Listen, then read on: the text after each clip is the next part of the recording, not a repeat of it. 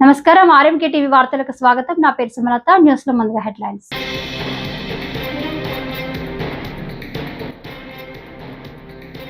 ఉల్లి రైతులకు హెక్టార్కు 50,000 ఆర్థిక సాయం సీఎం చంద్రబాబు.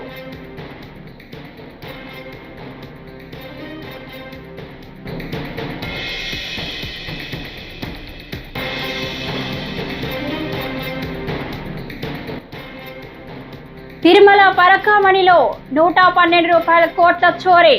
భాను ప్రకాష్.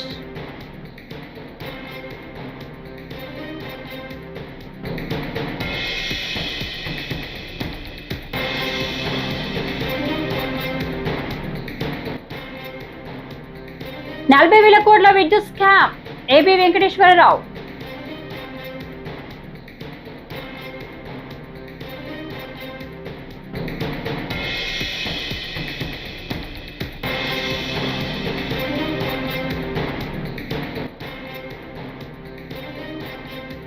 ప్రజల కోసం ఎన్నేళ్ళైనా జైల్లో ఉంటాం. పెర్నినాని.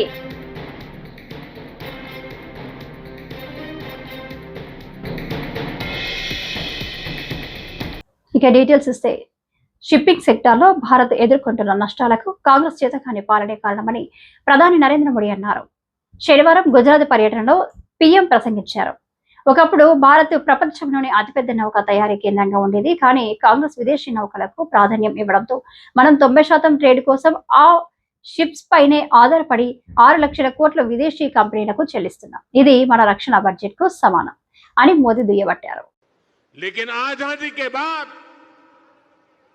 कांग्रेस ने भारत के हर सामर्थ्य को नजरअंदाज किया। इसलिए आजादी के 6-7 दशकों बाद भी भारत वो सफलता हासिल नहीं कर पाया जिसके हम हकदार थे। इसके 2 बड़े कारण रहे। लंबे समय तक कांग्रेस सरकार ने देश को लाइसेंस कोटा राज में उलझाए रखा, दुनिया के बाजार से अलग थलग रखा, और फिर जब ग्लोबलाइजेशन का दौर आया तो सिर्फ इंपोर्ट का ही रास्ता पकड़ लिया गया, और उसमें भी हजारों लाखों करोड़ों के घोटाले कर दिए गए। कांग्रेस सरकारों की नीतियों ने देश के नौजवानों का बहुत नुकसान किया। इन नीतियों ने भारत की असली ताकत को सामने आने से, लेकिन आजादी के बाद कांग्रेस ने भारत के हर सामर्थ्य को नजरअंदाज किया। इसलिए आजादी के 6-7 दशकों बाद भी भारत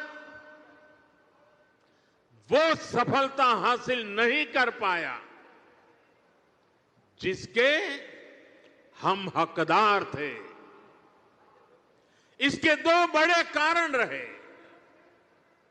लंबे समय तक कांग्रेस सरकार ने देश को लाइसेंस कोटा राज में उलझाए रखा, दुनिया के बाजार से अलग थलग रखा, और फिर जब ग्लोबलाइजेशन का दौर आया तो सिर्फ इंपोर्ट का ही रास्ता पकड़ लिया गया, और उसमें भी हजारों लाखों करोड़ों के घोटाले कर दिए गए। कांग्रेस सरकारों की नीतियों ने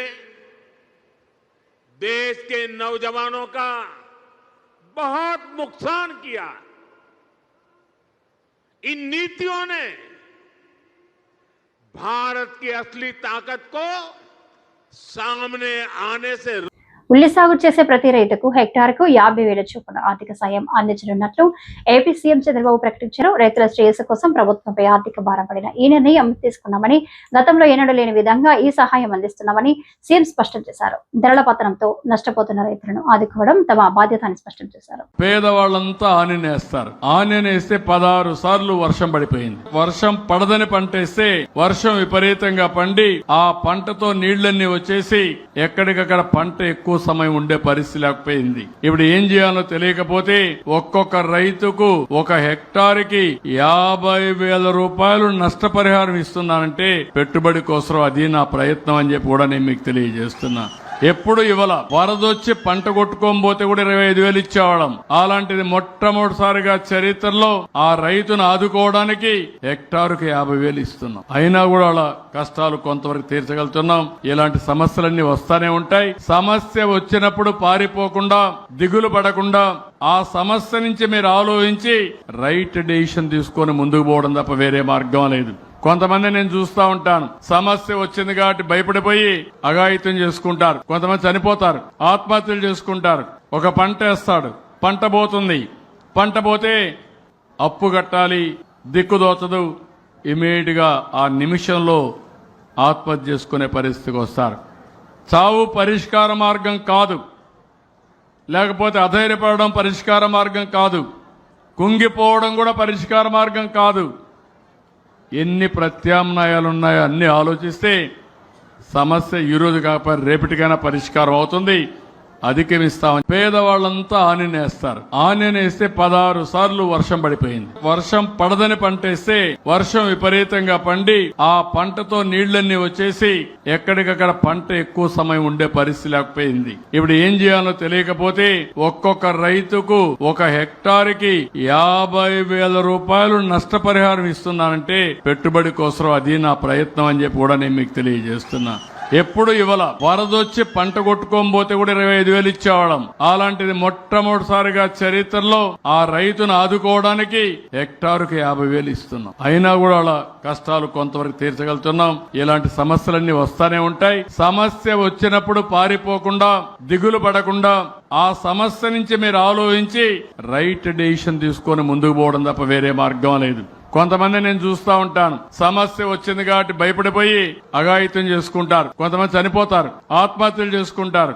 ఒక పంట వేస్తాడు, పంట పోతుంది, పంట పోతే అప్పు కట్టాలి, దిక్కుదోచదు, ఇమీడియట్ గా ఆ నిమిషంలో ఆత్మహత్య చేసుకునే పరిస్థితికి వస్తారు. చావు పరిష్కార మార్గం కాదు, లేకపోతే అధైర్యపడడం పరిష్కార మార్గం కాదు, కుంగిపోవడం కూడా పరిష్కార మార్గం కాదు. ఎన్ని ప్రత్యామ్నాయాలు ఉన్నాయో అన్ని ఆలోచిస్తే సమస్య ఈ రోజు కాకపోతే రేపటికైనా పరిష్కారం అవుతుంది. అధిగమిస్తామని రాష్ట్రంలో 40,000 కోట్ల విద్యుత్ కుంభకోణం జరిగిందని ఏబీ వెంకటేశ్వరరావు ఆరోపించారు. విద్యుత్ రంగం ప్రభుత్వాలకు బంగారు బాధగా మారిందన్నారు. కరెంటు ఛార్జీలు పెంచి సామాన్యులపై భారం మోపుతున్నారని ఆవేదన వ్యక్తం చేశారు. వైసీపీ హయాంలో జరిగిన అవినీతి కూటమి ప్రభుత్వం కొనసాగిస్తుందని ఆరోపించారు. తాము చూపించిన ఆధారాలు తప్పని నిరూపిస్తే చెంపలు వేసుకుంటారని ఏబీ వెంకటేశ్వరరావు పేర్కొన్నారు. ఇన్ని ఆధారాలు చూపించాం, మేము చూపించిన ఆధారం ఏదైనా తప్పు అని తేలితే చెంపలేసుకోవడానికి రెడీగా ఉన్నాం. లేని నాడు ఈ దుర్మార్గపు టెండర్లని, ఇప్పటికి కూడా వ్యాలిడ్ గా ఉన్నటువంటి టెండర్లని వెంటనే రద్దు చేయాలి. ఇంతకు ముందు జరిగినటువంటి టెండర్ల అవకతవకల మీద ఖచ్చితంగా దర్యాప్తు జరగాలి. సంబంధిత అధికారుల మీద, దానికి ప్రోద్బలం ఇచ్చినటువంటి వ్యక్తుల మీద ఖచ్చితంగా దర్యాప్తు జరగాలి, వాళ్ళని శిక్షించాలి అని చెప్పి తెలియజేసుకుంటున్నాం. 40,000 కోట్ల స్కామ్ అండి ఇది. మనం బోడి 3,500 కోట్ల స్కామ్ అని చెప్పి మద్యం స్కామ్ అని రోజు మాట్లాడుకుంటున్నాం. ఈ 40,000 కోట్ల సంగతి ఏంటి?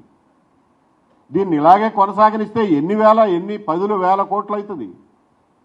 కాబట్టి దీని మీద ఖచ్చితమైనటువంటి చర్యలు ఉండాలి.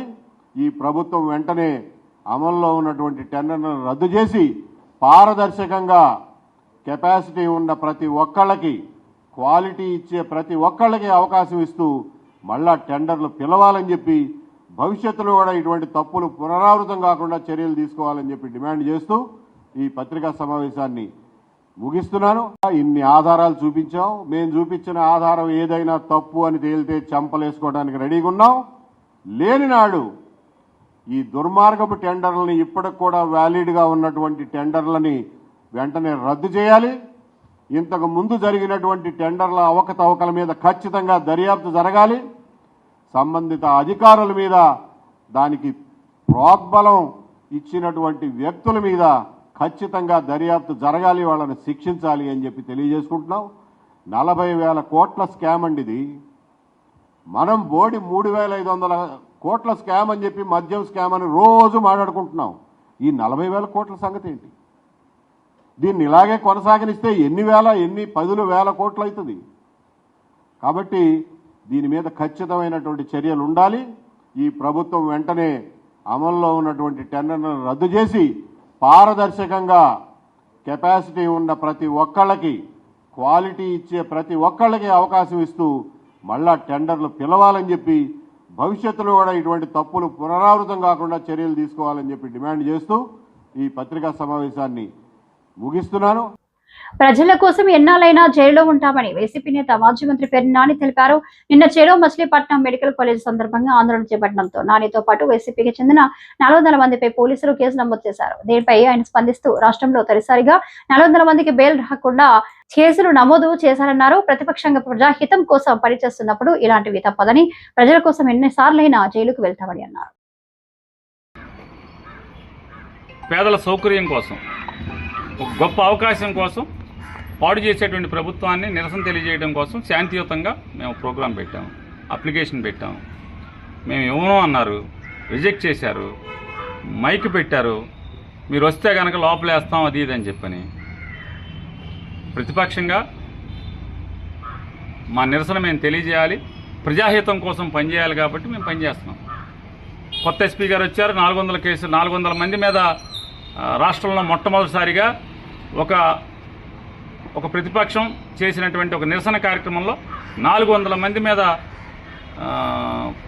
10 సంవత్సరాల శిక్ష పడేటువంటి ఒక నేరం కూడా దీంట్లో పెట్టి మా 400 మందిని బెయిల్ రాకుండా ఎన్నాళ్ళు కావాలంటే అన్నాళ్ళు ఉంచేట్టుగా సెక్షన్ కూడా పెట్టారని చెప్పని పాత్రికేయ మిత్రులు చెప్తున్నారు. తప్పే ఉంది. ప్రజల కోసం పనిచేసేప్పుడు ఈ అన్నాళ్ళైనా ఉంటాం, పెద్ద ఇష్యూ ఉంది. చంద్రబాబు నాయుడు, కొల్లు రవీంద్ర వీళ్ళు వాళ్ళ ఇష్టం చేసుకొని, ఇప్పుడు మనం ఏమైనా మర్డర్ చేసి బెయిల్కి ఎవరన్నా మా పొడి చేయండి, వాళ్ళని పొడి చేయండి, వీళ్ళని పొడి చేయండి అని చెప్పి మనం దొరికిపోయి వెళ్తే నామోషి పడాలి. కానీ అట్లా దొరికిపోయినోడే నామోషి పడినప్పుడు, ప్రజాహితం కోసం పనిచేస్తున్నప్పుడు ఏముంటుంది? నెల అయితే ఉంది, 2 నెలలు అయితే ఉంది, తప్పే ఉంది, నామోషి ఉంది. దాంట్లో పేదల సౌకర్యం కోసం, ఒక గొప్ప అవకాశం కోసం, పాడు చేసేటువంటి ప్రభుత్వాన్ని నిరసన తెలియజేయడం కోసం శాంతియుతంగా మేము ప్రోగ్రాం పెట్టాము, అప్లికేషన్ పెట్టాము. మేము ఇవ్వను అన్నారు, రిజెక్ట్ చేశారు, మైక్ పెట్టారు. మీరు వస్తే కనుక లోపలేస్తాం అది ఇది అని చెప్పని. ప్రతిపక్షంగా మా నిరసన మేము తెలియజేయాలి, ప్రజాహితం కోసం పనిచేయాలి కాబట్టి మేము పనిచేస్తున్నాం. కొత్త ఎస్పీ గారు వచ్చారు. 400 కేసులు, 400 మంది మీద రాష్ట్రంలో మొట్టమొదటిసారిగా ఒక ప్రతిపక్షం చేసినటువంటి ఒక నిరసన కార్యక్రమంలో 400 మంది మీద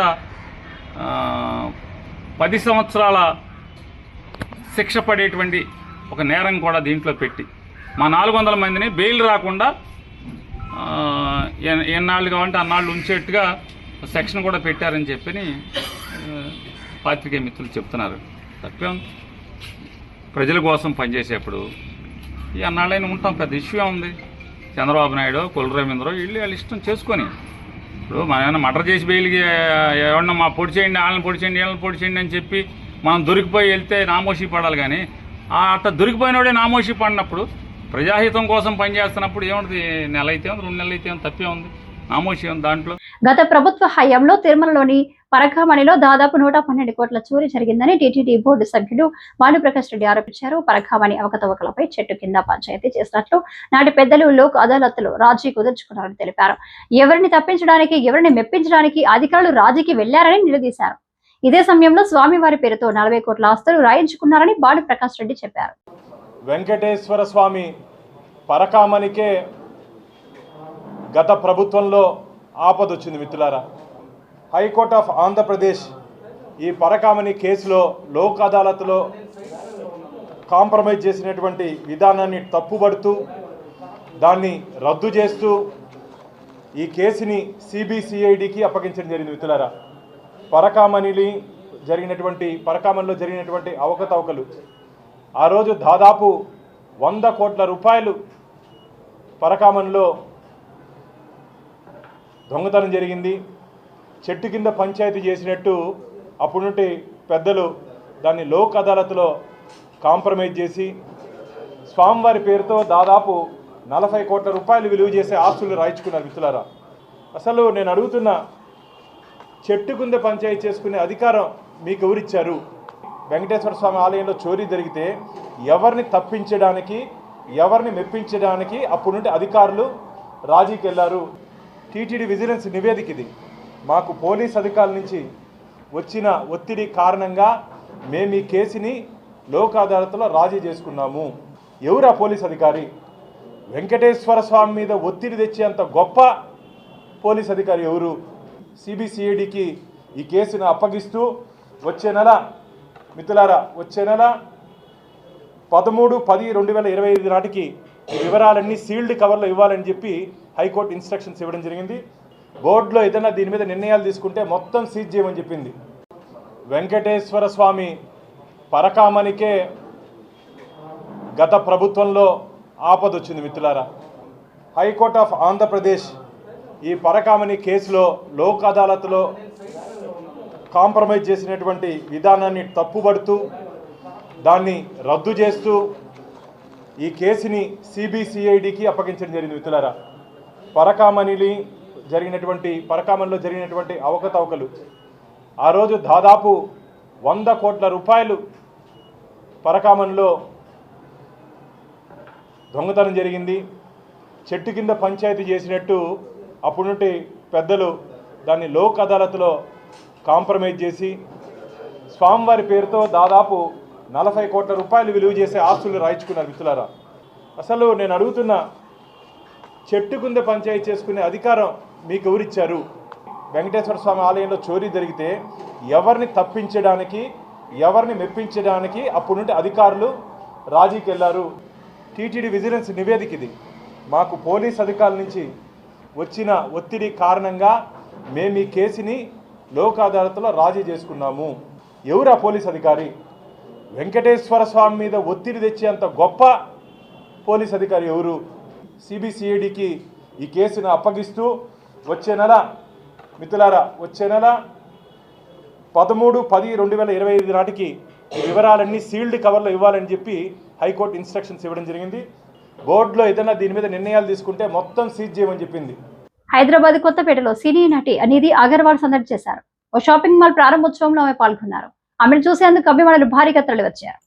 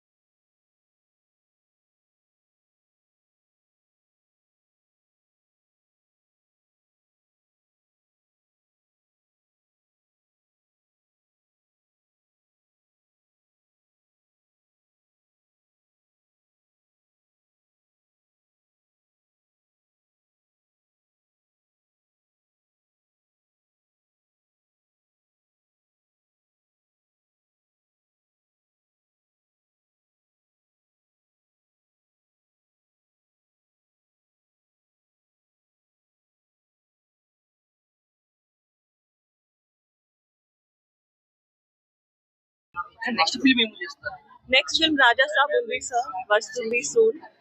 చాలా ఎక్సైటెడ్ గా ఉన్నాను. ఇప్పుడు సాంగ్ షూటింగ్ స్టార్ట్ అయిపోతుంది. So very excited to start. Saris నాకు నాకు ఈసారి చాలా నచ్చింది. నేను చూస్ చేశాను. లిక్కర్ స్కామ్ కేసులో ఏపీ మిథున్ రెడ్డి 2 రోజుల కస్టడీ ముగిసింది. ఈ మేరకు ఆయనకు శనివారం విజయవాడ ప్రభుత్వ ఆసుపత్రిలో వైద్య పరీక్షలు నిర్వహించారు. అనంతరం రాజమండ్రి సెంట్రల్ జైలుకు మిథున్ రెడ్డిని తరలించనున్నారు. లిక్కర్ స్కామ్ కేసుకు సంబంధించి ఎంపీ మిథున్ రెడ్డిని సిట్ అధికారులు 2 రోజులు విచారించారు. ఈ కేసులో మిథున్ రెడ్డి రిమాండ్ ఖైదీగా ఉన్న విషయం తెలిసింది. అలా ఎవరన్నా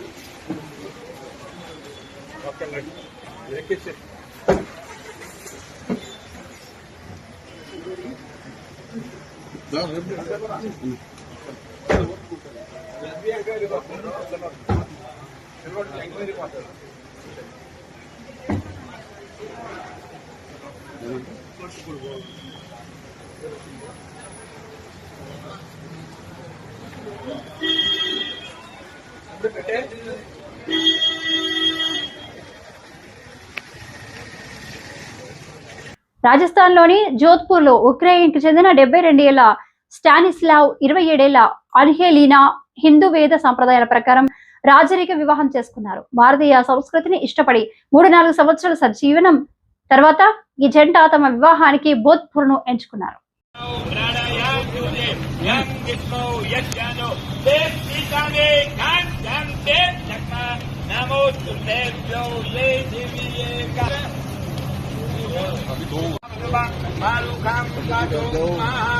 रूपं देहि धनं देहि भाग्यं भवदेवे पुत्र पौत्रा सर्वान् कामा सफला सन्तो मनोरथाः नमोस्तु सर्वेभ्यो ये तेषां शीघ्रव तेभ्यो दश प्राचीदश दक्षिणा दश प्रतीचीर्दशोति तीर्थसो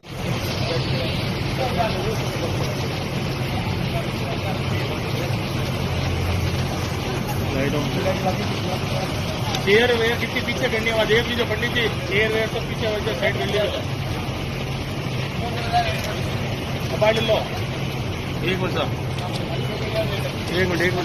गणपति गौ हवामहे प्रियाणान् स्वा प्रियपति गौ हवामहे निधीनान् स्वा निधिपति गौ हवामहे सुप्रजातो जीवशरद जगन् महाभ्यौ शान्तिरन् सारित्यभू शान्ति नगरे शान्तिमानो गोकुमानो अस्मे पुरीगमानो वीर रुद्रभामिनो बधि सर्विद्वा हवामहे प्राणायाम करके गायत्री मंत्र बन में, अगर गायत्री मंत्र में अटल ओम ओम ओम ये भूता भूमि संस्थिता थोड़ा सामने छोड़ो पूर्वे इंद्राय गरुड़ दक्षिणे वाराणसी देवी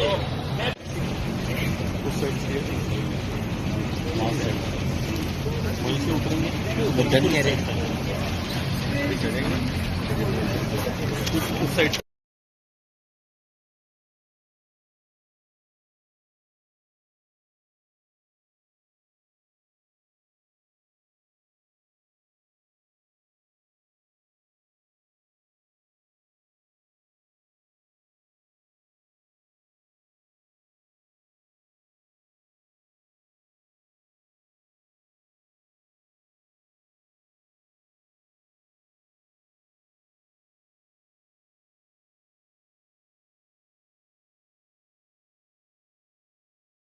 ఈ వార్తలు ఇంతటితో సమాప్తం. నమస్కారం.